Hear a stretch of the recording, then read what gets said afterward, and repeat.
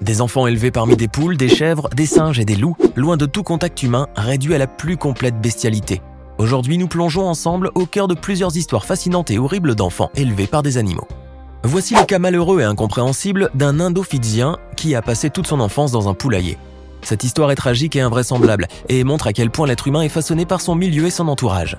Son nom est Sujit Kumar. À 2 ans, il s'est retrouvé sans parents. En effet, sa mère s'était donné la mort et son père avait été victime d'un assassinat. On ignore comment il a pu se retrouver prisonnier dans un poulailler, mais jusqu'à l'âge de 8 ans, ce pauvre garçon n'a jamais vu que des poules.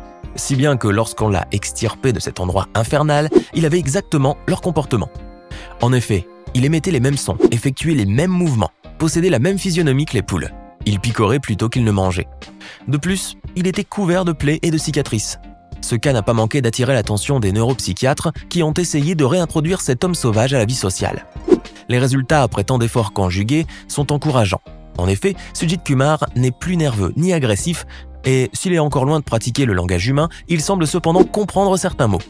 Quoi qu'il en soit, les spécialistes ne se font pas d'illusions, car Sujit a vécu avec les poules dans une période de croissance où le cerveau est malléable et où les transformations qui s'opèrent sont difficilement réversibles. John Sebunia a vécu une aventure aussi triste qu'originale. Il était à peine âgé de 3 ans lorsque son père a ôté la vie à sa mère. De peur qu'il ne soit la prochaine victime, il s'était enfui dans une jungle ougandaise en proie à une extrême terreur. Plus tard, on apprit que le père s'était pendu. La nouvelle vie de John dans la forêt ne faisait que commencer. Bien plus tard, celui-ci a raconté qu'au tout début, plusieurs singes étaient venus lui témoigner de la bienveillance, en lui offrant des noix, des racines et des patates douces.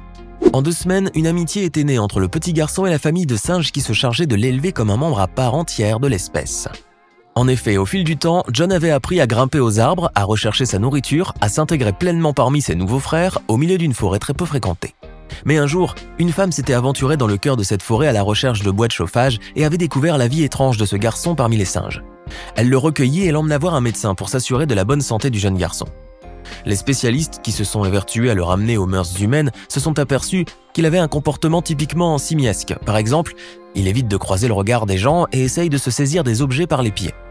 Enfin, il aura fallu plus de 10 ans d'efforts pour redonner à John son humanité. Cette vidéo vous plaît? Alors n'oubliez pas de mettre un pouce bleu, de vous abonner à la chaîne et d'activer la cloche pour ne rien rater de nos prochaines publications. On poursuit. Connaissez-vous la curieuse histoire des 2 indiennes Amala et Kamala? Ces 2 enfants furent élevés par une louve pendant plusieurs années avant d'être repérés par un révérend local qui les recueillit en 1920 au moyen d'un stratagème adroit et prudent. Après cela, les 2 filles furent conduites dans un orphelinat dans un état d'animalité très prononcé. En effet, d'après les descriptions, Amala et Kamala étaient de véritables louveteaux. Elles se déplaçaient à 4 pattes, dévoraient de la viande crue, s'accroupissaient pour boire les liquides qu'elles lapaient, et la nuit, elles poussaient des hurlements et savaient s'orienter sans peine. De plus, elles étaient devenues agiles et rapides, et leur capacité auditive s'était développée outre mesure. Malheureusement, Amala, la plus jeune des filles, mourut peu de temps après. En revanche, Kamala, choyée, caressée, bien nourrie, ne cessait pas de faire d'admirables progrès de réinsertion, et elle était devenue célèbre. Cependant, sa santé déclina et elle mourut vers 1928. Voici la fascinante histoire d'un garçon qui, dès l'âge de 7 ans, n'avait plus eu pour société que des gazelles, se nourrissant de graminées et de feuilles de buisson dans les contrées désertiques de l'Est de la Mauritanie. Cette histoire se déroule dans les années 50 et elle faisait déjà beaucoup parler, si bien qu'un jour l'anthropologue Jean-Claude Auger, enthousiasmé et curieux, décide d'aller à la rencontre de celui qu'on nommait Gazelle Boy. Après avoir gagné la confiance du troupeau, l'anthropologue voit enfin ce prodigieux enfant aux cheveux sales et filandreux et qui semblait avoir 10 ans. L'anthropologue en fait une description. Ses yeux sont vifs, sombres et en forme d'amande. Son expression est agréable et ouverte. Ses chevilles sont d'une épaisseur disproportionnée et visiblement puissante. Sur ce dernier point, la réalité va même au-delà de son impression, car il se trouve que cet enfant sauvage avait acquis une vélocité vraiment surnaturelle. En effet, lors d'une expérience de course-poursuite au moyen d'une Jeep, le garçon, pour fuir la menace, atteignait une vitesse de 50 à 55 km/h. C'est d'autant plus incroyable qu'un sprinter olympique n'atteint que 44 km/h. Enfin, l'anthropologue avait à maintes reprises essayé de le capturer, mais ses tentatives ont toutes échoué. Bello est un enfant nigérien atteint de handicap et qui, à l'âge de 6 mois, a été abandonné par ses parents précisément à cause de sa difformité qui se caractérisait par un front déformé, une épaule courbée et une poitrine proéminente. Recueilli, nourri et dorloté par une famille de chimpanzés pendant 1 an et demi, cet enfant a trouvé chez les singes ce que sa mère et son père lui ont lâchement refusé. Naturellement, il a fini par se comporter exactement comme les singes avant qu'un groupe de chasseurs le repère en 1996 et l'amène dans un foyer pour enfants. À cette époque, Bello marchait sur ses pattes arrière, les bras ballants et, comme les singes, il hurlait, piaillait et se grattait souvent la tête. Dans l'établissement où il a été placé pour recevoir les soins nécessaires, il cassait les objets, sautait d'un lit à l'autre, remuait beaucoup et effrayait les autres enfants. En 2017, dans une forêt indienne, les bûcherons ont aperçu quelque chose qui sortait de l'ordinaire. Ils n'en croyaient pas leurs yeux, c'était une fille maigre et échevelée, visiblement âgée d'une dizaine d'années et qui errait tranquillement avec une famille de singes. Il a fallu très peu de temps pour que la police, informée, vienne la sortir de ce milieu en dépit de la résistance des singes. Cette pauvre fille, d'après les spécialistes de l'hôpital où elle fut placée, avait grandi parmi les singes depuis sa naissance. Elle était très agressive et ne supportait pas que les médecins se rapprochent d'elle. Quand cela se produisait, elle hurlait et se montrait violente.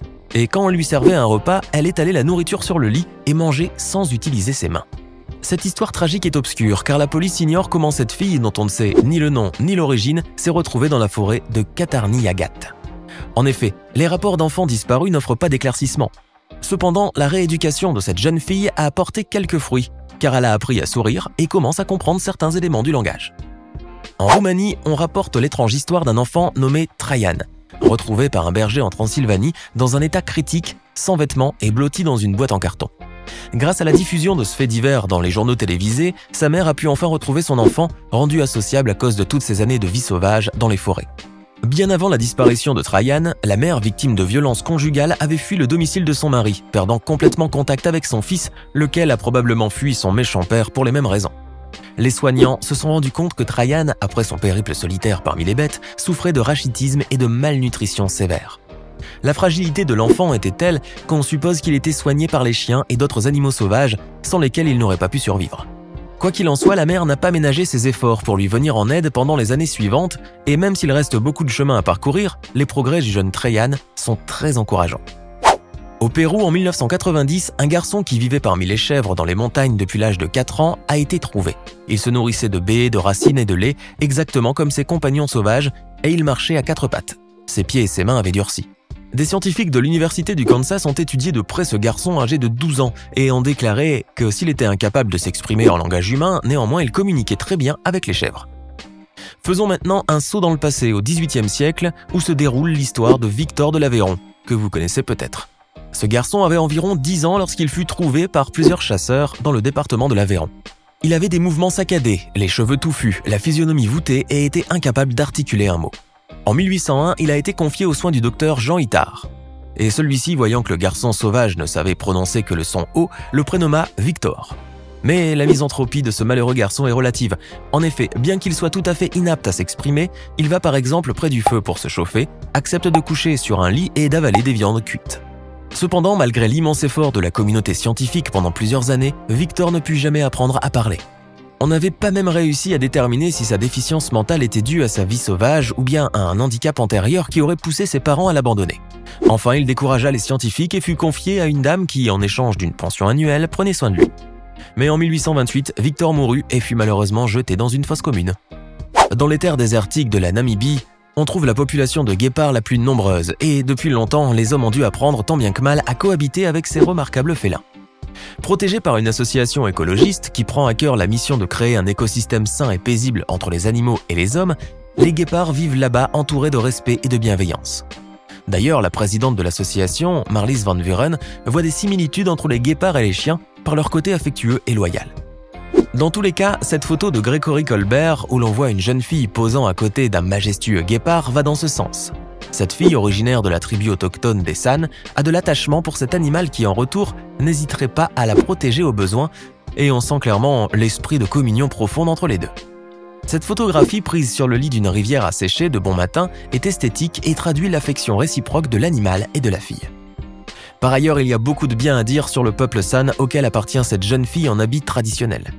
En plus d'être généreux et intelligents, les membres de cette tribu namibienne sont les alliés des scientifiques, ou plus exactement les archéologues. En effet, ils possèdent un talent prodigieux de pisteurs, savent interpréter les traces et les empreintes et représentent un véritable atout pour les chercheurs. Voilà, c'est la fin de cette vidéo. Toutes ces histoires, en plus de nous fournir des enseignements scientifiques intéressants, nous rappellent la chance qu'on a de posséder des choses élémentaires et précieuses, et aussi simples que de savoir communiquer et penser. Dites-nous maintenant en commentaire laquelle de ces histoires vous a le plus ému. Hey! Et savez-vous que nous avons des centaines d'autres vidéos disponibles pour vous? Commencez immédiatement une nouvelle vidéo en cliquant sur l'une de ces deux propositions et à demain, même heure, même chaîne pour de nouvelles découvertes.